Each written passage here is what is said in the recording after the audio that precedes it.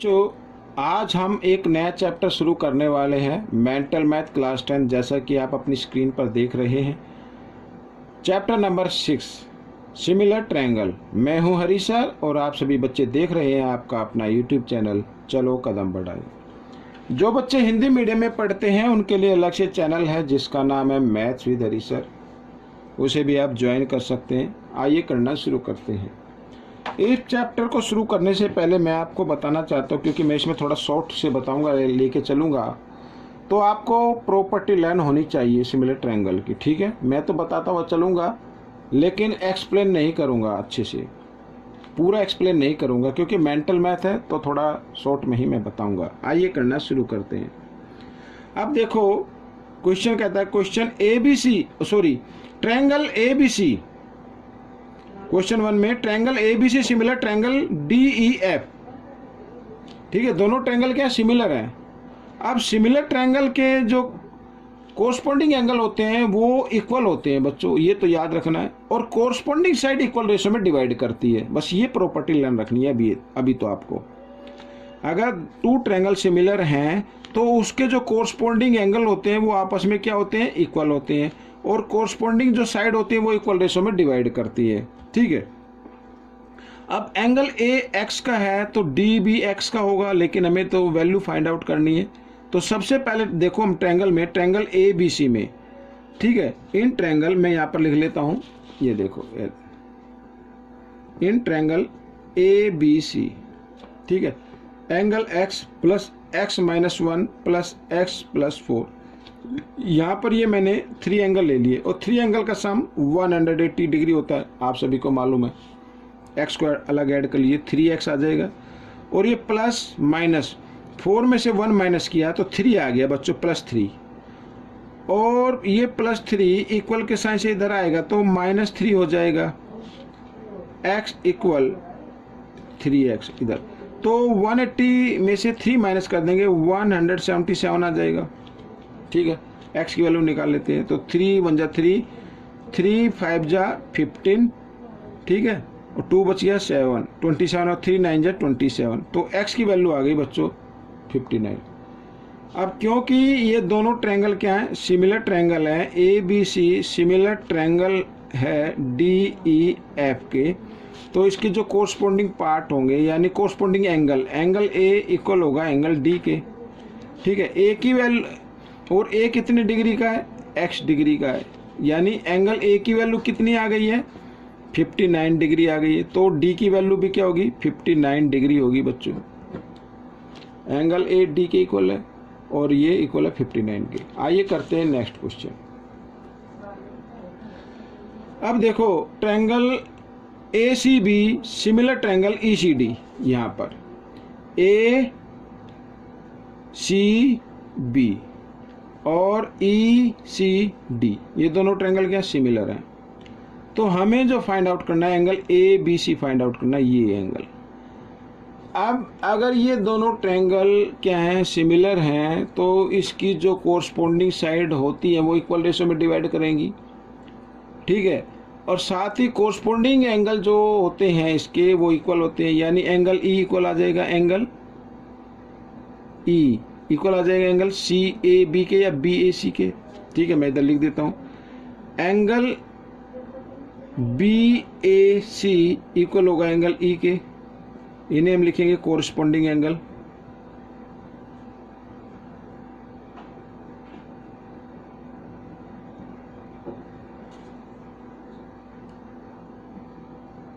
ठीक है, corresponding angle equal होते हैं।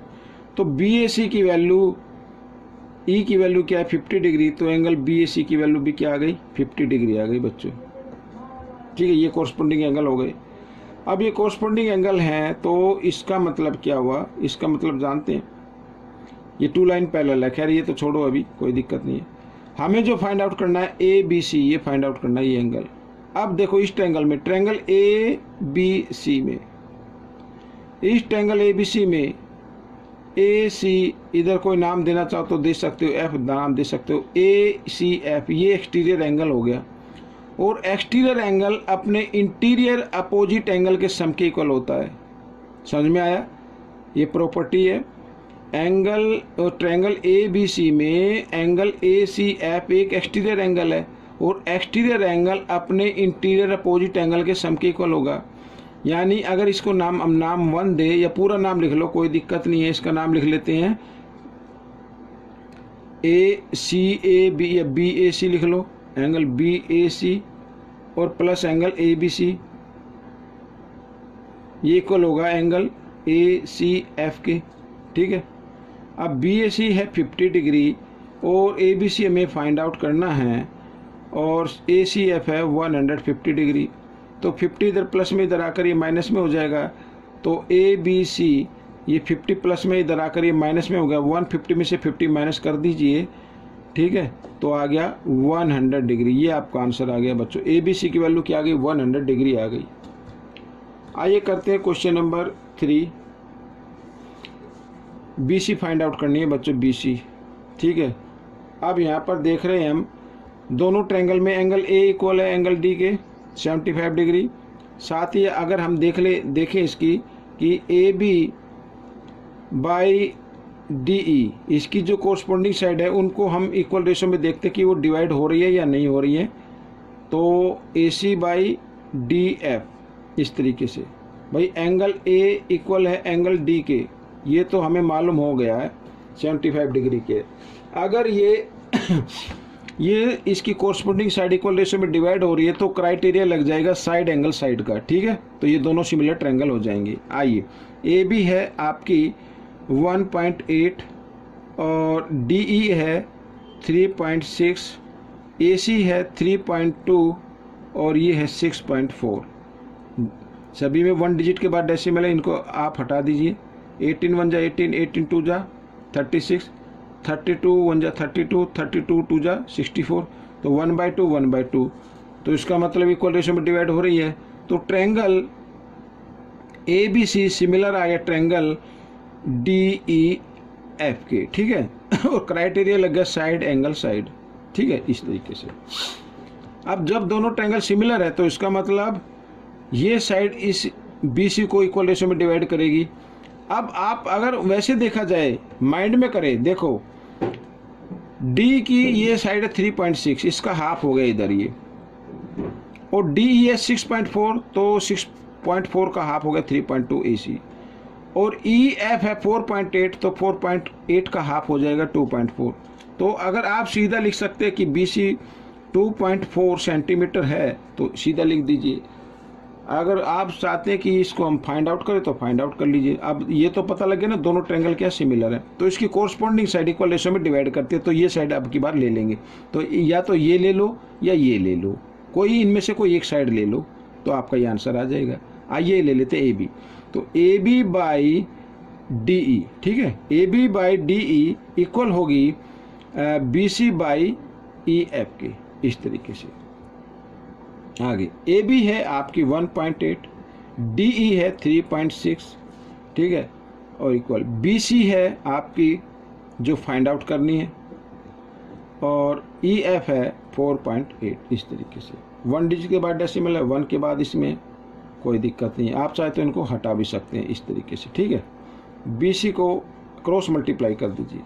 तो क्रॉस मल्टीप्लाई करते हैं तो बी सी के साथ ये मल्टीप्लाई की फॉर्म में याद रखना, 4.8 इंटू 18, इस तरीके से आ गया, और ये इधर आ जाएगा डिवाइड में ऐसे, भाई मल्टीप्लाई में था ना ये इधर 36, तो इधर आकर डिवाइड में आ गया।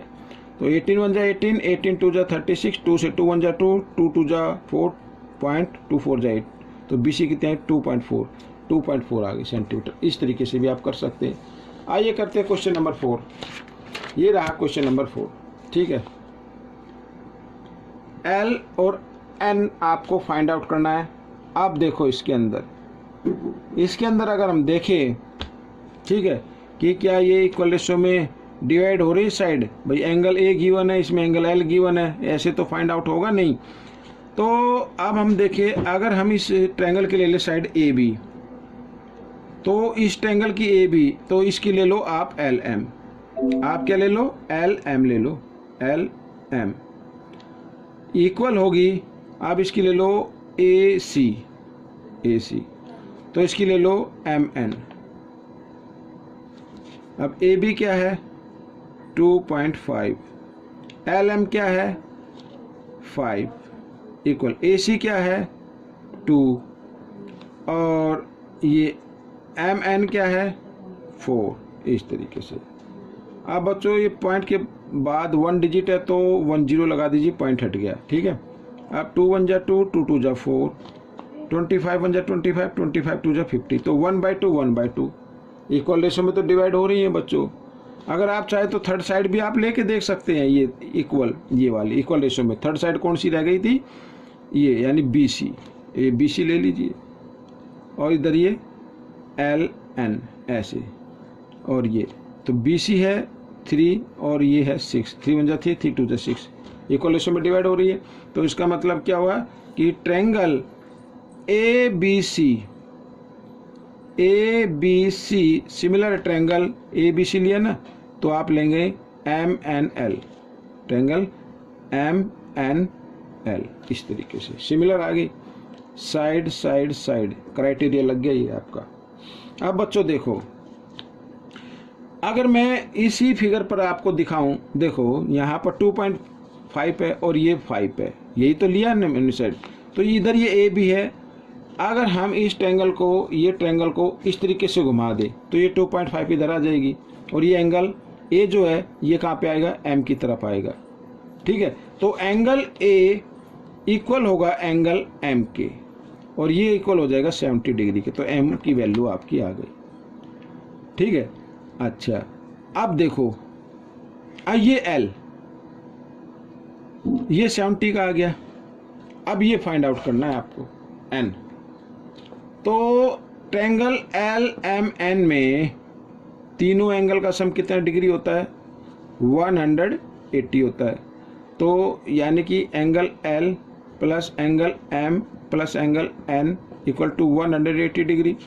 एल की वैल्यू क्या है 50 डिग्री, एम की क्या है 70 डिग्री और एन की हमें फाइंड आउट करनी है 180 डिग्री। दोनों प्लस किया कितना आता है 120, प्लस में इधर आकर माइनस में आ जाएगा और माइनस किया तो कितना आ गया 60 डिग्री आ गया। तो बच्चों ये एंगल एन की वैल्यू आ गई और एंगल एम की वैल्यू आ गई। ठीक है, आइए करते हैं लास्ट क्वेश्चन। अब देखो, angle A D E equal angle A B C के, ए डी ई यानी ये एंगल इक्वल है इस एंगल के ए बी सी के। ठीक है, ये दोनों एंगल इक्वल आ रहे हैं, तो इसका मतलब क्या हुआ, कोरस्पोंडिंग एंगल इक्वल हैं। कोरस्पोंडिंग एंगल इक्वल हैं तो डी ई पैरेलल हो जाएगी बी सी के, डी ई पैरेलल हो जाएगी बी सी के। अगर ट्रायंगल के अंदर कोई लाइन ड्रॉ की जाती है और वो किसी ट्रायंगल के किसी साइड के पैरेलल होती है तो वो जो हमने लाइन ड्रॉ की गई है वो बाकी 2 साइड को इक्वल रेशो में डिवाइड करती है। याद रखना, ये जो ड्रॉ की गई है लाइन, ये भाई इस बी सी के पैरेलल आ गई ना, तो ये ए बी और ए सी को इक्वल रेशो में डिवाइड करती है। तो सीधा मैं लिख लेता हूँ। ठीक है, अब ये तो लिख लीजिए आप, ए डी ई इक्वल है ए बी सी। ठीक है, इन्हें कहते हैं कोरस्पोंडिंग एंगल।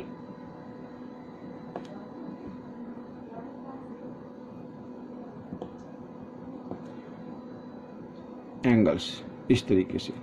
ठीक है, ये इक्वल है। और अब डी ई पैरेलल है बी सी के, ये भी आपको मालूम हो गया।